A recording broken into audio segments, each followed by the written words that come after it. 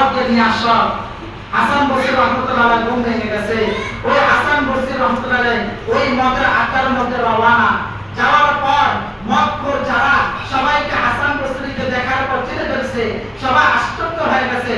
আল্লাহর ওলি যে আমাদের মদের আড্ডার মধ্যে দেখবেন যারা সমাজের মধ্যে গাঁজাখোর আছে, মদখোর আছে, জিনাখোর আছে, যারা সুদে টাকা লাগায়, লাভে টাকা লাগায়, তারা ইমাম সাহেব করে দেখতে পারে না, সহ্য করতে পারে না। যারা ইমাম সাহেব হক কথা বলে, সঠিক কথা বলে, এই জন্য তারা ইমাম সাহেবকে দেখতে পারে না। ইমাম সাহেব যখন কালিমার দাওয়াত দেয়, তার বিরুদ্ধে পক্ষে যায়, তখন ইমাম সাহেব পালা, তার বিরুদ্ধে গেলে ইমাম সাহেব খারাপ হয়ে যায়। যেমন নবী কালিমার দাওয়াত দেওয়ার আগে নবী ভালো ছিল, নবীর প্রশংসা করত। যখন কালিমার দাওয়াত দিতে শুরু করলো, বলে আব্দুল্লাহ ইবনে মুহাম্মদ তো ভালো না, মুহাম্মদ তো খারাপ, মুহাম্মদের মতো পাগল আছে। কিন্তু যখন তাদের সাথে ছিল তখন ভালো ছিল।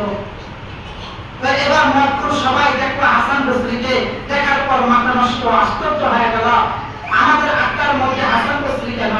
এবার হাসান বসরি ডাক দিয়ে বলে যে আমি তোমাদেরকে আসছি এখানে তোমাদেরটা আমি গ্রহণ করার জন্য না, আমার ইসলামটা তোমাদেরকে আমি গ্রহণ করার জন্য এখানে আসছি। বলে এই নামে একটা ভাষা এখানে আছে, মদখোর, তাকে ডাক দাও। ওই মদখোরকে জ্ঞান ফেরার পর ডাকতে হলো। মদখোর ভাষার হাসান বসরিকে দেখার পর এবার আশ্চর্য হয়ে গেল, হুজুর আমাদের মদের আড্ডায়। এবার হুজুর ডাক দিয়ে বলে ভাষা তুমি ওযুটা বানায়া তুমি পাক হয়ে আমার কাছে আসো। আসার পর হাসান বসরিকে বলতেছে, হাসান বসরি বলতেছে হে ভাষা তুমি আমার হাতের মধ্যে তোমার হাতটা দাও। দেওয়ার পর এবার হাসান বসরি বলতেছে আমার সাথে চলো তুমি রাস্তায়। এবার চলতেছে বলতেছে হে মদখোর, হে আবু বাশার, তোমার এত দাম কেন?